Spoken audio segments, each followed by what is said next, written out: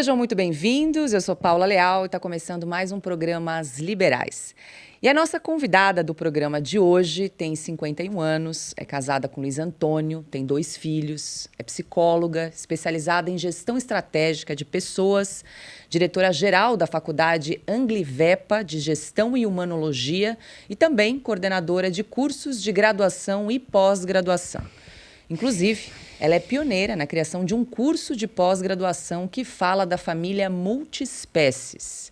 E a gente vai entender do que se trata essa família multiespécie. Quem vai apresentar a nossa convidada de hoje, Branca Nunes. E aí, Branca, tudo bem? Tudo ótimo, Paula.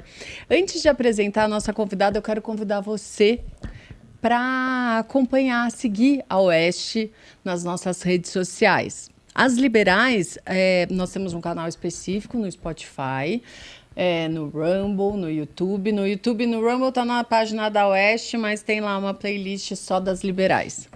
Então, siga, sugira nomes de entrevistadas. E a gente tem uma novidade também agora, a Oeste está no WhatsApp. Temos um canal no WhatsApp, então eu vou deixar o link aqui embaixo. E você, é só copiar esse link, clicar e você entra no grupo da Oeste. Muito bem, Spotify é legal, né? Porque eu uso bastante áudio, né? Eu gosto muito de ouvir. Então, a gente está subindo os episódios anteriores também. Então, vale a pena conferir para quem gosta. Às vezes, eu estou caminhando, estou sempre fazendo alguma coisa. Eu gosto de consumir conteúdo enquanto eu estou me deslocando. Então, fica aí a dica. Quem gosta também pode acompanhar os episódios das Liberais também pelo Spotify. Isso. E a nossa convidada é a Andrea Llàcer. Falei certinho? Certinho. Espanhol, o sobrenome.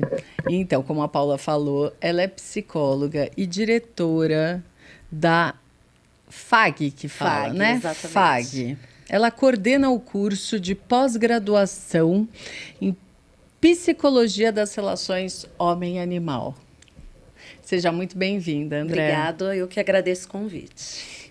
André, eu queria começar entendendo um pouquinho o que é que você ensina neste seu curso de psicologia. Ok, esse curso ele foi voltado para médico veterinário, né? Por quê? Porque primeiro que na graduação da medicina veterinária não tem psicologia.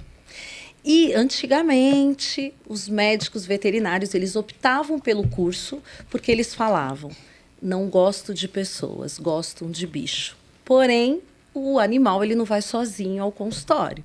Então, ele precisa lidar com esse tutor.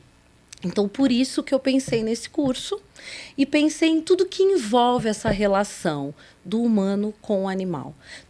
A parte psicossomática, as doenças, os sintomas, o lidar com o luto, com a eutanásia e com a sua própria dor como médico, né, com as suas frustrações.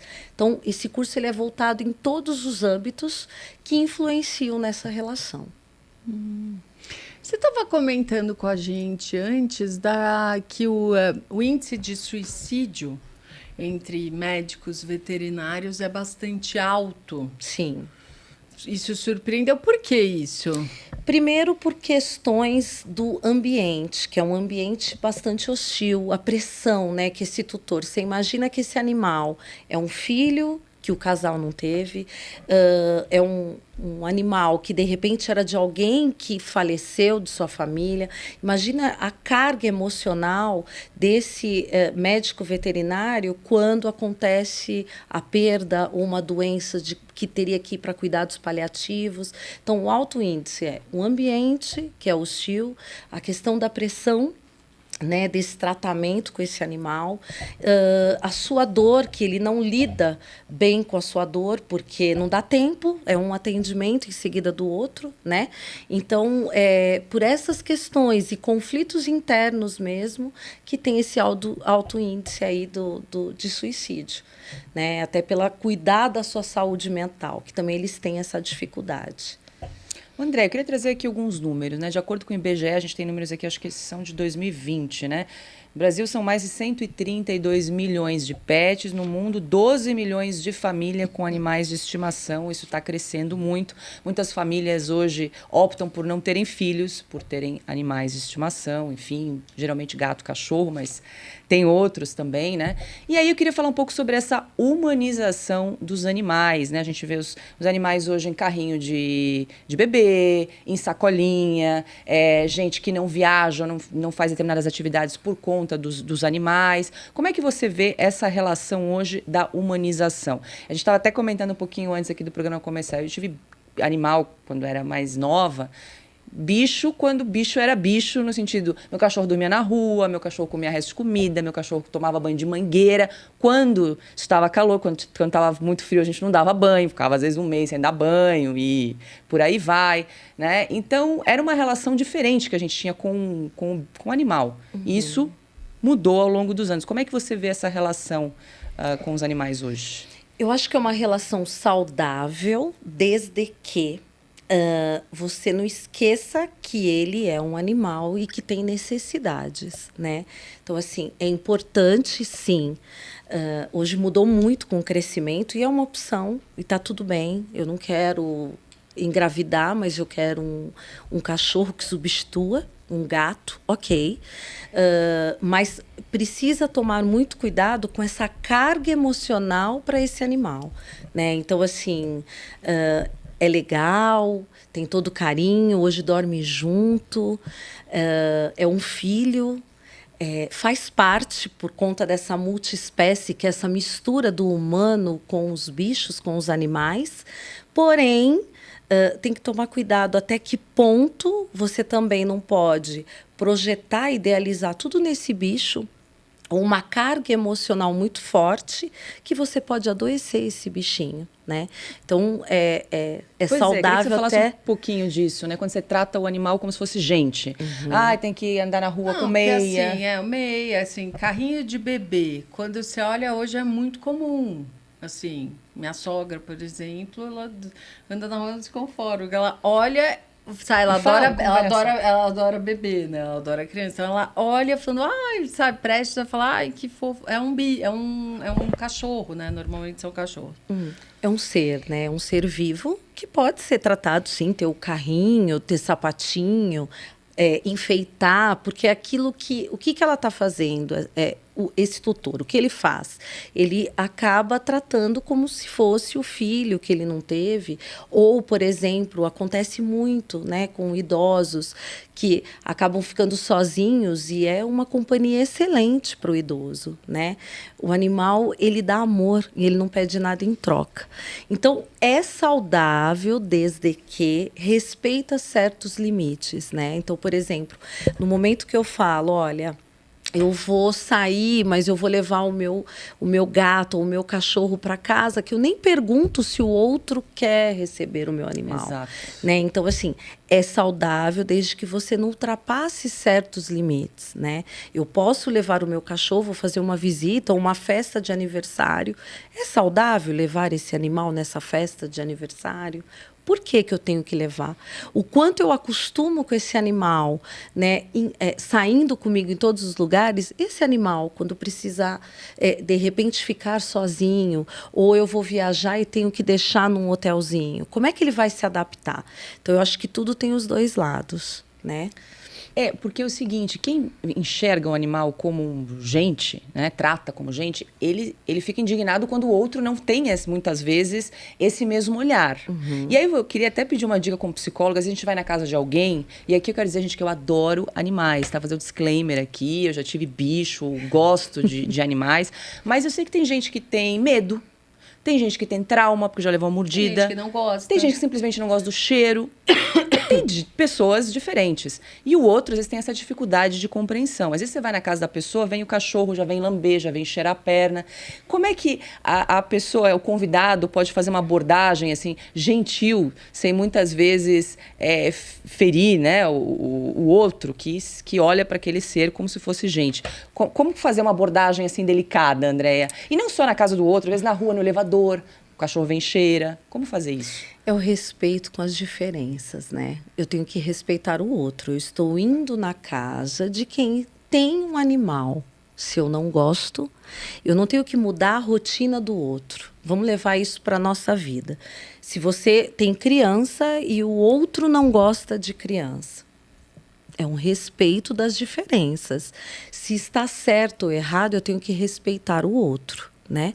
Agora, o outro também precisa respeitar. Eu tenho um animal. Se o meu vizinho não gosta, o meu amigo, eu não vou levar o animal. Então, eu acho que é o respeito das diferenças e o respeito do limite de cada um. Agora, como abordar? Você vai na casa do outro e fala, olha, eu não quero o bicho. Dá para prender? Não, porque o animal está acostumado a ficar solto na casa. Então, eu não devo ir, né? Ou, geralmente, as pessoas que têm bicho e sabem que o outro tem medo, não convida nem para ir para casa. Vamos tomar um café fora? Né? Então, é mais ou menos isso. É o respeito das diferenças mesmo, né? Eu não estou aqui para julgar. Cada um sabe o que quer, o que ama, como viver. São escolhas. E o julgamento não cabe a nós. E família multiespécie, quando você fala, né? É isso, assim? É quando você tem um animal de estimação que você trata como alguém... Não, eu acho que aquilo que a Paula estava falando. O cachorro, o gato, eles sempre foram tratados como da família, mas não como mais um ser vivo da família. Ele era... Né, tinha todo aquele carinho, atenção, mas era um animal, não era igual a um ser humano. Uhum. Quando você chama de família multiespécie, você está englobando justamente esse animal tratado como um filho. Na realidade, a família multiespécie é a mistura do humano com o animal. Então, que muitas vezes, sim, vamos dizer assim, você fala, ele é o filho. Tem gente que fala, não, ele é o meu animal, só que ele dorme na minha cama. Ele sai comigo, né? Eu compro roupinha, eu faço aniversário, né? Pode ser um filho, um membro que faz parte daquela casa, daquele ambiente. Então, por isso a família multiespécie, né? Hoje tem até, por exemplo, quando casais se separam, tem a questão de guarda compartilhada do animal. Né? O animal, antigamente, realmente, ele vivia no quintal. Né? Ele comia restos de comida. Hoje, não. Hoje é de outra forma. O animal ele faz parte da família, é um membro. Se é filho, se é alguém que, de repente, o pai falecido, que representa, não o pai, mas que era o cachorro do pai, mas ele faz parte, ele é um membro da família. E você quando você teve a ideia de estudar família, da relação? Dessa família multiespécie da relação animal-humano. Uhum. Né? Por quê? Porque eu comecei a trabalhar no grupo, que são as 3 faculdades, e tem hospital veterinário público, hospital escola, que é com o Wilson Graça, que é médico veterinário. Hoje ele não atua, mas ele é médico, e ele falava, precisa, André, as pessoas não sabem lidar. E com esse convívio nesses hospitais, né, veterinários, que eu atuando lá com os veterinários, eu achei importante essa relação, esse estudo e a preparação mesmo, né? A tendência do animal é primeiro que o dono.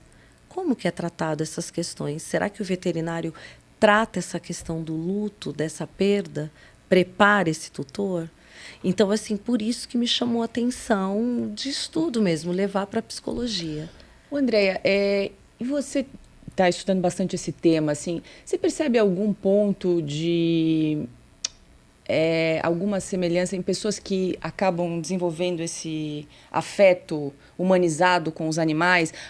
Assim, por exemplo, alguém que teve uma descrença ou uma desilusão com o ser humano e aí começa a depositar no animal essa relação mais humanizada, porque tem essa coisa, o animal não pede nada, só amor e tudo mais. Tem alguma coisa assim, alguém sofre uma desilusão ou tem uma descrença no ser humano e começa a estabelecer esse vínculo com os animais? Olha, existem vários aspectos, né? Na realidade, vamos pensar assim, geralmente, né, quando eu busco... Primeiro que tem gente que desde a infância os pais acostumam com bichos, porque faz parte, é bom para a criança, para o desenvolvimento da criança, né? Porém, existe aí uma questão. Olha, eu quero ter um bicho porque eu não consegui ser mãe. Existe. Então, eu tive um problema e eu quero adotar um cachorro. Desilusão amorosa, não creio, mas existe a questão de companhia, né? Eu estou sozinha e quero ter um bicho. Então, a solidão. Existe também a questão de eu prefiro um animal que ele vai me aceitar como eu sou exatamente. Então, esse lado psicológico. Ele não me pede nada em troca. Ele vai me aceitar como eu sou. Ele me respeita como eu sou. E ele vai me dar tudo, amor, sem eu ter que dar nada em troca. Então, existe também isso. Então, tem várias Sim. questões psicológicas e emocionais que me faz ter esse animal e colocar ele nesta posição. Como uma carga emocional, né? Você tem 2 calopsitas, Tenho. né? O que você já viu? Tem uns bichos, assim, diferentes que as pessoas têm, que não são tão comuns? Tem. É porque, assim, a calopsita você não pega, né? Ele não é domesticável, né? Mas, por exemplo, tem gente que tem cobra. Não, gente, tem gente que tem cobra, não. Uma amiga minha, ela estava falando da cobra que o marido... Do marido e da cobra, O marido minha da cobra é nossa. bom. Não, tô brincando. Mas assim, o filho que tem lá, que brinca com a cobra do pai, eu tava imaginando que era uma cobra num aquário, assim, uma coisa desse tamanho. Quando eu vi a foto, gente, uma jiboia. Não, assim, 2,5 metros, uma coisa absurda. Absurda. Então tem, né? Tem. Porque eles... Aí já não é essa questão de a cobra é meu filho. Ou não. É porque gosta do animal e quer exotismo aí, domesticar. Você não domestica. Ela sabia. Ela falava, não, ele é um bicho selvagem. Entre aspas. Não. Você não consegue, você uma tem que cobra. alimentar, né? Você tem que alimentar a cobra e você sabe o quanto dura o alimento dentro dela que você pode manipulá-la, né? Ter uma manuseá-la. relação saudável. É. E você comentou da guarda compartilhada de bicho, né? Que agora está cada vez mais comum, assim, Sim, né? Com sim. regras bem estabelecidas, a cada 15 dias um vai lá, devolve, enfim. E aí eu queria trazer um caso que ficou conhecido na mídia da escritora da Nélida Pinhon, né? 85 anos, que ela deixou uma fortuna para as cadelas, 2 cadelinhas. Inclusive, dois apartamentos no Rio de Janeiro. Tinha Com uma... vista. Claro que você não deixa, né? A legislação brasileira impede que você deixe para um Sim. animal. Tem que deixar É o para uma pessoa responsável. física ou jurídica. Sim. É para o responsável. Mas mesmo assim, ela deixou a fortuna para as 2 cadelinhas. Né? Por intermédio de um tutor, né? Como é que você vê isso também? Você atende gente que recebeu a herança e... Herança não, mas é o que eu te falei, né? Veja, dinheiro, toda a tua fortuna para o animal. É. O animal não vai utilizar toda a tua fortuna, né? Então, acho que a preocupação dela seria o quê? Quem vai cuidar dos meus bichos e como que vão pagar as coisas que ele precisa, né? Então, até que ponto é sadio e até que ponto vira uma doença, né? É o que eu falo, é uma linha muito tênue, né? Da doença, daquilo que é patológico, é uma doença, e daquilo que, não, é saudável, né?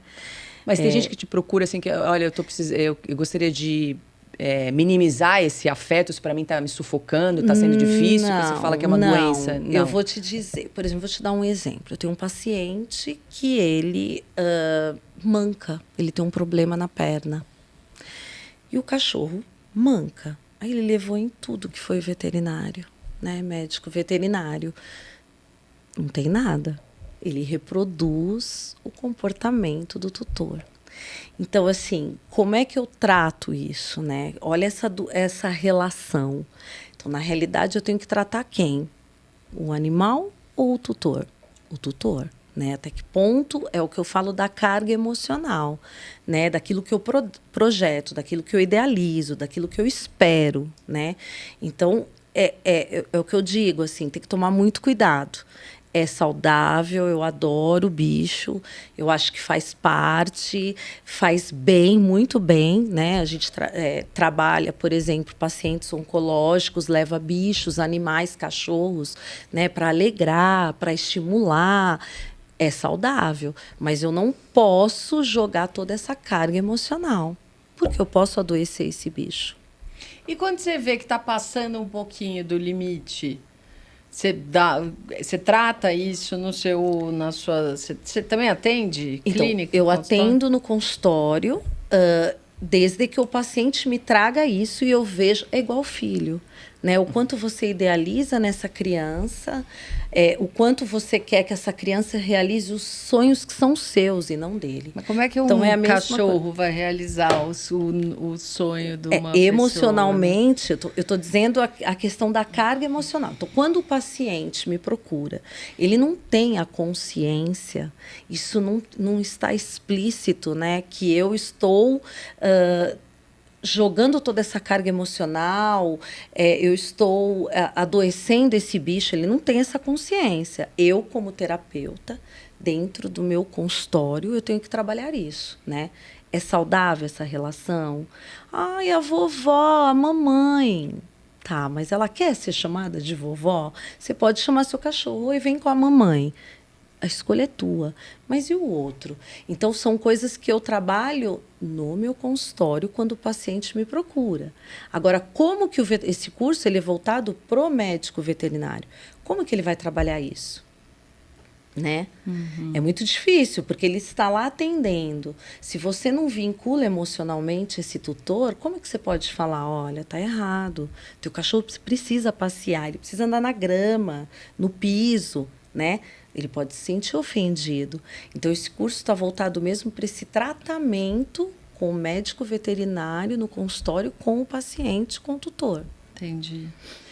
E a terapia assistida com animais que você faz?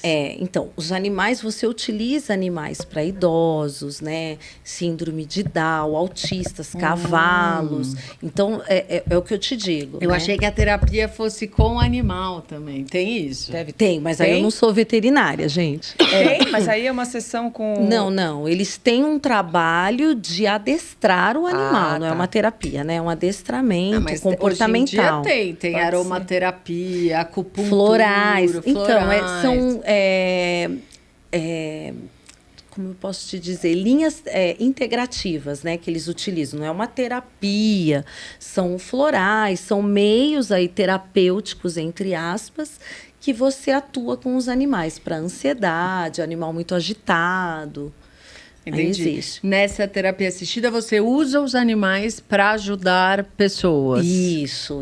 Aí são os animais que atuam. Por exemplo, pacientes oncológicos, né? O quanto ele traz alegria, o quanto o cérebro capta esse amor, essa alegria, essa relação. Isso faz bem para o tratamento terapêutico, para o tratamento oncológico. Até para a questão da saúde mental, né, Andréia, para os Exato. animais. Assim, a gente viu muito na pandemia, né? Muita gente adotando cachorro, gato, né? Durante a pandemia que estavam mais solitários. Isso ajudou muito. E depois teve também o efeito rebote. Muita gente abandonando esses animais, né? Depois que passou a pandemia. Ou seja, foi uma coisa momentânea, né? De uso do animal ali para suprir uma carência, uma ausência, né? Em razão da pandemia. E depois as pessoas abandonando os animais por aí, né? Pois é. E aí, quer dizer, você assume uma responsabilidade, isso é outra coisa bem delicada, né? Então, por que você vai adotar um animal se você não tem tempo, se você não quer cuidar, ou por um momento, tá? E depois? E esse animal, como é que fica? Né? Então, tem os dois lados aí também. É que acho que as pessoas não têm tanta noção de como dá trabalho, né? Porque dá trabalho. Dá trabalho. Cuidar, educar e toda fase de adaptação. Claro. Tem muita gente que... Medicamento, vacinação. É caro também, caro. Né? É caro. Hoje tem convênio, né? Para animais, mas é caro, né? Então, assim... tá bom. Então, uma pessoa que não tem condição financeira não pode ter? Pode. Pode, porque tem vários meios, ok? Tem hospitais públicos, ok, né? Mas assim, tá, você tem tempo para cuidar, para levar, para vacinar, né? Você não vai deixar o cachorro na rua e abandonar, né? Então tem que pensar mesmo na tua vida, no teu trabalho, nas suas viagens. Você já teve cachorro? Sempre tive quando eu era criança. Sempre. Meu pai gostava bastante. E aí a gente Tem que tinha ser cachorro. o pai gostando, né? Porque toda criança quer um cachorro. Daí, quando ganha, quem tem que cuidar São os pais, sem dúvida, mas... Eu ajudava bastante, assim, eu gostava de dar banho. E eu gosto de bicho, eu gosto bastante. Eu pego cobra, sapo. Eu adoro, assim, esses animais exóticos. Não para cuidar, mas eu gosto de bicho, eu gosto. Eu tinha um cachorro quando eu era pequena, que ele era uma mistura de collie com vira-lata. Grandão, assim. Ele é quase maior que eu quando eu era mais pequenininha, né? Eu tinha até medo dele, mas ele vinha, ele me adorava. Depois a gente estabeleceu uma relação mais amistosa.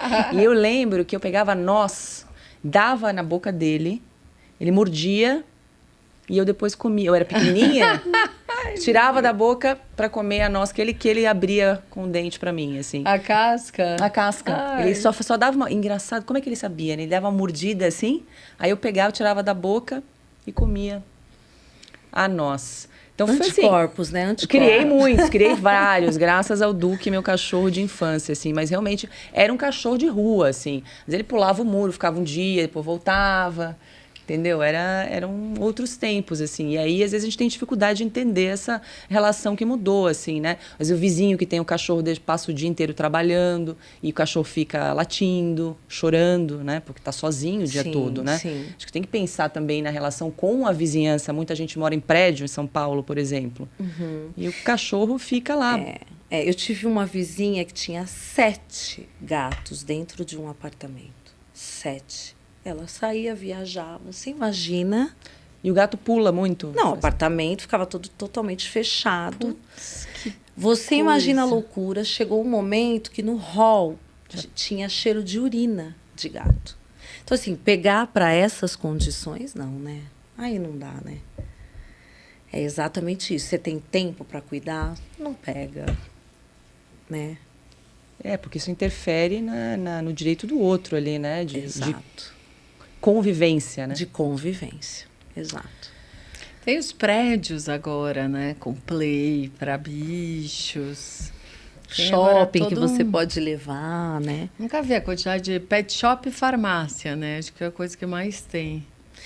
Mas porque a onda, né, está crescendo, né? E aí, como as pessoas estão adotando muito, as pessoas vão montando. Essa ideia, antes ninguém adotava, né? Sempre tinha o cachorro que você comprava, aquele tal, da raça. Hoje em dia acho que tem muito mais a adoção do que era, ou não, ainda é pouco? Não.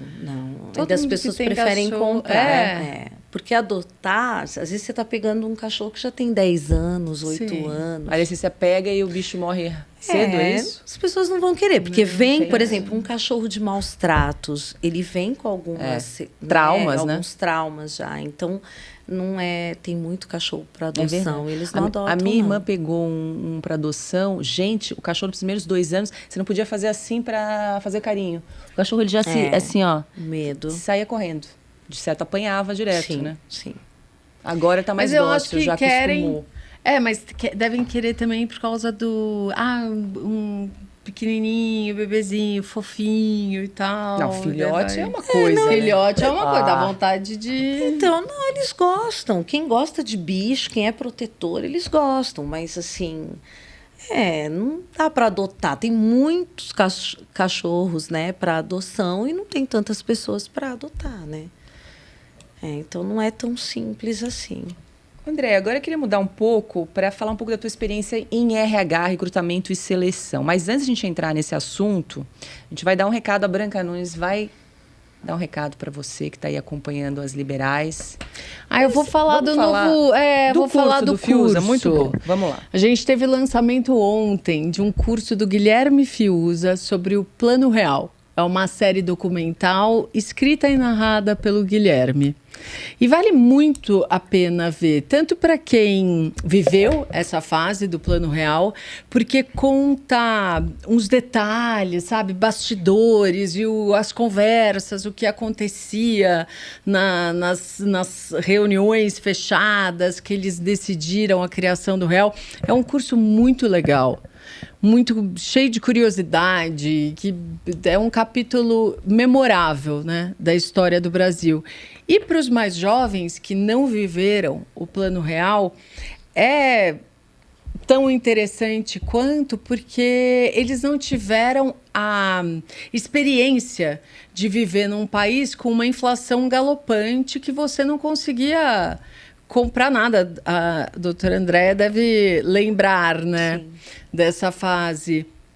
E daí você, de repente, consegue, depois de infinitos planos que vinham acontecendo nos governos, eles conseguem criar o Plano Real, que é um case mundial. Todo mundo estuda, que é um case de sucesso que aconteceu aqui. Então, vocês podem entrar em oestecursos.com e ter mais informações sobre esse curso, e vale a pena fazer, viu? É isso aí, Plano Real. André, agora eu queria retomar um pouco a tua experiência com recrutamento e seleção em RH, multinacionais. Hoje você não trabalha mais com isso. Não. Mas já trabalhou bastante. Muito.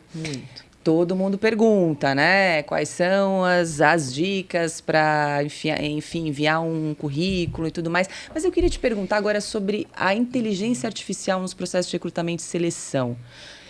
Porque a gente tem visto algumas startups, empresas que já estão fazendo um processo bem apurado, né? De pelo menos uma triagem inicial, né? Porque imagina uma multinacional, às vezes você recebe quantos mil currículos, né?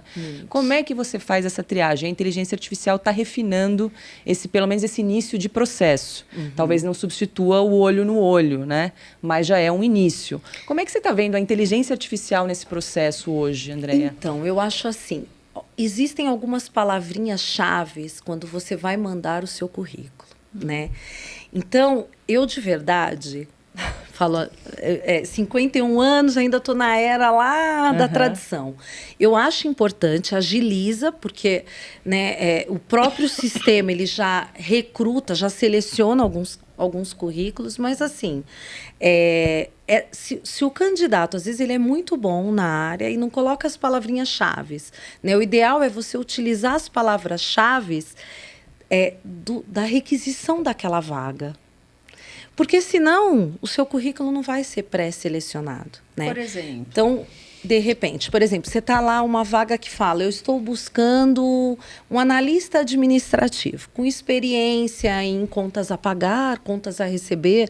Se você não tiver essas palavrinhas-chave no teu currículo, você não vai ser selecionado. Ou que tipos de perfis comportamentais que você busca para essa vaga. Que tem iniciativa, proatividade, autogestão. Então, assim, você precisa utilizar certas palavrinhas para que o próprio sistema, a própria Sim. seleciona, pré-seleciona. Sim, mas então você tem que fazer um currículo personalizado, porque as pessoas não fazem isso, né? Elas mandam assim, tipo spam, né? Pá. Exato. Outra coisa que está errado, por exemplo, você trabalha, atua na área administrativa, aí você coloca objetivo, administrativa, contabilidade, recepção, comunicação. Tá, qual que é a sua área, né? Então, estava bem... toda essa parte da tecnologia, seleciona, faz uma entrevista, grava um vídeo, ok. Hoje não está tão... Algumas empresas começaram a diminuir esse processo, porque torna cansativo. Você acha mesmo que o candidato vai querer entrar etapa por etapa? Então, é um pouco cansativo. Facilita a vida do recrutador, mas também dificulta do candidato. Entende? Você entra lá, primeiro cadastro, aí você manda, faz um vídeo, depois você faz um teste, depois dificulta o candidato. Então, às vezes, o candidato não quer passar por todo esse processo. Então, a empresa precisa pensar um pouquinho num processo muito extenso. E saber, né, da empresa, qual é aquela empresa que você está tá entrando, tá pleiteando uma vaga. A gente vê muito isso acontecer. O básico, as pessoas não fazem o básico. Assim, sabe, vai estudar, por exemplo, quer entrar no Google. Na Oeste, as pessoas... A gente já entrevistou gente que, assim, se conhece a revista... Assim, nem se dá o trabalho de ler, assim, é impressionante. É muito frustrante para quem recruta. Olha, eu já... Assim, a Branca passa por isso, já passei aqui, a gente... Bom, enfim, é muito frustrante, porque... Também para o recrutador, você também tem uma expectativa. Geralmente você abre a vaga, uma empresa grande é outra coisa, mas uma pequena, você tem uma expectativa, você tem uma urgência, né, para recrutar, para preencher aquela vaga. E aí você deposita aquilo no candidato, o candidato vem e nem leu a respeito da... Uma falta de respeito. Está bastante complicado e é um desafio hoje selecionar pessoas. Primeiro, porque as pessoas não estão se qualificando. Segundo, porque a maioria quer trabalhar home office. Né? Tem isso, né? Mas aí as empresas já estão acabando com essa ideia do home office, né? O tempo todo não. Eles estão fazendo híbrido, né?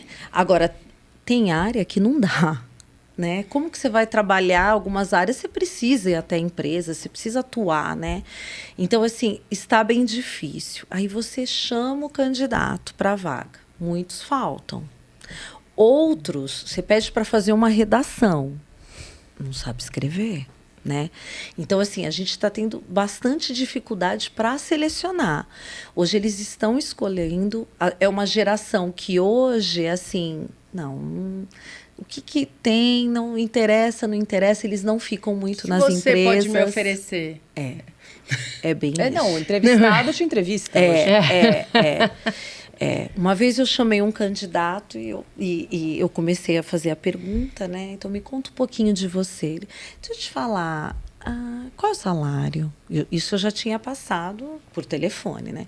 Daí ele começou a fazer várias perguntas. Eu falei, calma, peraí, a gente está tendo uma inversão de papéis. Eu estou te selecionando, né? Eu preciso saber de você e não você de mim, né?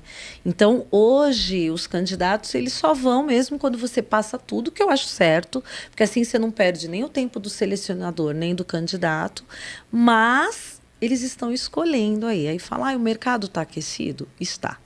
Porque está bem complicado selecionar. Hoje, uma vaga, às vezes, demora 1 mês, 2 meses, uma vaga fácil, simples, que era um prazo para você gerenciar, selecionar gerente, por exemplo, né? Então, está bem complicado, o desafio é enorme. Então, por isso que facilita a questão dessa inteligência artificial. Numa triagem inicial. Triagem inicial. Mas você acha que falta também pessoas qualificadas? Falta, muito, muito. Com a pandemia, o que aconteceu? As pessoas estudaram em casa. Será que estudaram? Assistiam aula? Até que ponto estão se preparando, né? Então, assim, hoje está bem complicado. Até um estagiário, né? Se chama o estagiário, é exatamente isso. Você já ouviu falar da empresa? Antigamente a gente entrava no site da empresa, né? Deixa eu estudar quem é a empresa, deixa eu entender, deixa eu me preparar. Não, né? E é exatamente isso. Antigamente a gente aguentava muitas coisas. Hoje em dia não, né?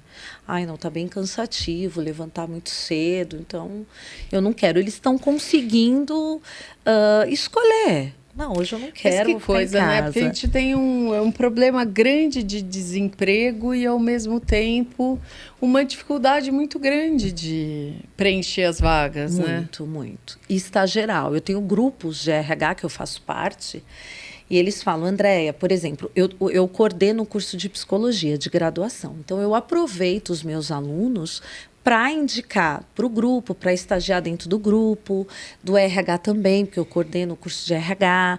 Então, eu acabo utilizando os meus próprios alunos no grupo. Isso facilita a minha vida, né? E eu lembro que no começo eles falavam, duvido, professora, que você... Vamos, gente, a gente vai. Porque assim, eu vou preparando esse aluno e eu posso fazer com que eles atuem dentro da empresa e adquiram prática dentro da minha empresa, né, do grupo. Isso facilita, porque está bem complicado. Né? Vou aproveitar e fazer um convite, se você quer trabalhar aqui na Oeste, conhece a empresa. Estude. Gosta antes. da Oeste, gosta de trabalhar numa empresa legal, porque a Oeste é uma empresa muito gostosa de se trabalhar. Manda o seu currículo, a gente tem um espacinho no nosso site, trabalha aqui, manda o seu currículo que a gente vai olhar tudo bonitinho e convidar você para fazer uma entrevista aqui. Tem um episódio durante a pandemia que era um menino que tinha mandado o currículo. E aí era à noite, umas 7h30, assim, e eu falei, boa hora pra gente falar, pelo WhatsApp, né? Mais informal, enfim, o Oeste começando, a gente ali, atrás de gente e tal. Dele assim, você pode me ligar daqui a meia hora, eu vou jantar. Aí eu pensei assim, vou dar ainda o benefício da dúvida, perguntar, você está trabalhando atualmente? Vai que a pessoa está trabalhando, passou o dia inteiro, pegou o busão, mas era pandemia. Provável que não, mas eu falei, vou dar o benefício, né? A pessoa passou o dia inteiro, chegou, tá cansado, precisava, sabe, comer alguma coisa porque foi muito corrido o dia. Aí ele respondeu que não. Aí a entrevista já estava feita, né, por ali. Com a resposta dele, que não precisa, né? Agora, você imagina, a pessoa recém-formada, sem trabalhar, manda o currículo, o recrutador pede para ligar, para conversar sobre a vaga, e ele diz que vai jantar. Olha o nível que a gente está vivendo hoje. É muito complicado, Andréia. E posso te dizer, a gente vai precisar adaptar. Infelizmente, a gente precisa se adaptar. Vai ter que esperar meia hora para jantar, geração. né? Não, porque senão você não seleciona. Porque Aff, cada Maria. coisa que você escuta, que você fala... Mas a pessoa vai conseguir um emprego? Consegue. Eu sempre digo que tem sempre a vaga sapato velho pro pé cansado. candidato. Né? Porque senão não faria mesmo. Mas acho estranho. Não, é diferente. É geração, uma geração né? diferente. É uma geração diferente. Hoje em dia, imagina, você tem que tomar cuidado até como você fala, como você pede. Antigamente era mais com menos, né? Então a gente fazia muito mais com menos. Hoje em dia, não, olha, minha função é essa e eu não sou pago para fazer a mais, né? E é uma geração que ou a gente se adapta ou é o contrário, né? Eles não se adaptam a nós que vamos precisar se adaptar a eles. Andrei, qual é o peso de uma indicação no currículo, assim, quando vem indicado por um colega, gerente, depende do nível que venha? Eu vou te dizer, eu não gosto de indicados. Não? Não. Porque eu acho assim, para mim, indicado, ele precisa passar pelo processo seletivo normalmente, né? Então, as empresas que indica e faz todo um processo e faz os outros candidatos perderem tempo, então já contrata, né, meu amigo? Indicado, já contrata. Então, quando eu fazia a seleção, a indicação é para contratar? Não. Então, vai passar por uma avaliação como todos, né? Porque... se é indicado, por que vai perder o meu tempo como selecionador e do candidato para vir? Então, agora, não, vai passar pelo processo. Ok. Qual é a cultura da empresa? A empresa contrata familiar, por exemplo? Não, familiar não. Então, ok. Não contrata, então... para que eu vou chamar um indicado? Então, o indicado ele é bom até certo ponto. Porque, de repente, você faz uma avaliação e você fala, não é o perfil. Tá, mas precisa porque é parente. É cota. A gente fala, né, o jabuti lá que tá na árvore. Que tá o jabuti na árvore? Né? Alguém colocou. Aí não tem jeito, né? Então, assim, eu sempre perguntava, é para contratar já? Não avalia, ok. Né? É muito complicado. Porque, às vezes, você precisa dar um feedback para um diretor que você selecionou e falar, não tem o perfil. Por quê? Por tais questões e fundamentar, né? Facilita a nossa vida quando o indicado realmente está dentro daquele perfil. Aí facilita. Agora, quando não está... Você leva em conta as redes sociais no momento da contratação? Sim. Se a pessoa... Opinião, assim? Não. Geralmente, o RH dá uma entradinha nas redes sociais do candidato. Isso é fato. Insta, Face... E o que é um ponto positivo e pontos negativos, assim, no que aparece nas redes sociais? Então, depende muito da vaga, né? Então, assim, se você está selecionando para uma vaga que é criativa, marketing, né? Geralmente as pessoas são criativas, o Insta é totalmente diferenciado. Então depende do perfil. Agora depende do perfil que você busca, né? Eu não posso também julgar, porque da porta da rua ele faz o que ele quer. A gente olha para saber assim, tem amigos, tem convívio, né? Até para verificar questões de relacionamento dentro da empresa, né? O quanto ele se relaciona, como é que é a vida dele. A gente dá uma olhadinha leve quando dá tempo, né? Mas não dá para eu falar, olha, esse cara eu não vou selecionar porque, sei lá, tirou uma foto assim. Ele está na vida dele pessoal, né? Então não cabe. Mas a gente dá uma olhadinha de vez em quando, sim. Faz parte. Curiar, né? Tem gente que pode perder a vaga aí por algumas... Não deve, né? A não ser se de repente vai de encontro com o perfil que você busca. Aí sim. Bom, e Andréia, falando assim na primeira entrevista, né? Da pessoa, muitas vezes o primeiro emprego, aquelas dicas básicas, assim, que eu acho que também vale a gente sempre ressaltar aqui, porque como a gente está falando, está faltando hoje em dia, né? Acho que isso devia ser não uma cadeira, mas uma aula nas faculdades ou até nas escolas, assim, no terceiro ano, né? Sim. Como se preparar para o primeiro emprego, primeiro estágio, como você se apresenta, né? Para a primeira entrevista ou para a entrevista Exato, mesmo, uma entrevista, né? Porque, assim, é a tua primeira oportunidade ali de se mostrar para o mundo, para sua carreira, né? E eu acho assim, a gente demora tanto tempo para construir, né, uma carreira sólida e rapidamente tudo isso pode ruir. Então, Sim. como é que você constrói desde a primeira entrevista, né? De como você vai se vestir, de como você se comporta, você chegar no horário. Parece tudo tão óbvio, só que a gente tem dificuldade de encontrar esse perfil, né? De recrutar, exatamente isso. Então, a questão da vestimenta é fundamental, né? Então, você vai fazer uma entrevista, sua vestimenta, sua postura. Óbvio que o recrutador, ele olha, inclusive, sua unha não precisa estar com esmalte, mas está bem cuidada. Ou, se está com esmalte, o esmalte está saindo, tira, é melhor você ir sem esmalte, né? Questões de horário, de celular. Às vezes o candidato está numa entrevista, toca o celular, só um minutinho, eu tenho que esperar, né? E, assim, é a transparência... Né? Não adianta. Você conhece? Conheço. Chega lá no dia, não conhece. Então, é a transparência, porque é uma troca, né? Eu escolho a empresa e a empresa também me escolhe. Então, assim, a transparência nas respostas, né, do teu conhecimento, da tua forma de ser. Não adianta você manipular, né, na entrevista. E também você não precisa ser tão explícito, né? Saí da empresa porque eu briguei com o gerente anterior. Essa sempre é uma questão. Por que você saiu do seu último emprego, né? Então, assim, olha, eu não me adaptei, né? Enfim, você também não precisa explicar o detalhe do detalhe. Então, você não está mentindo, mas eu acho que você não cabe também explicar todo o detalhe, porque às vezes você saiu, não foi culpa sua, né? E aí a forma como você coloca na entrevista, você pode se queimar, acaba se queimando, né? Então, é importante tudo isso, né? Você vai numa entrevista, é realmente a vaga que você quer, na empresa que você quer, realmente você atua. A idade conta muito?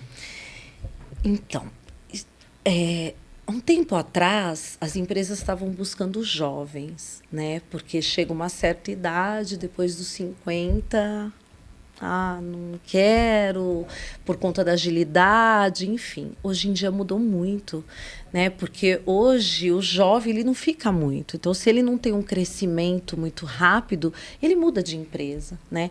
Então, hoje em dia voltou.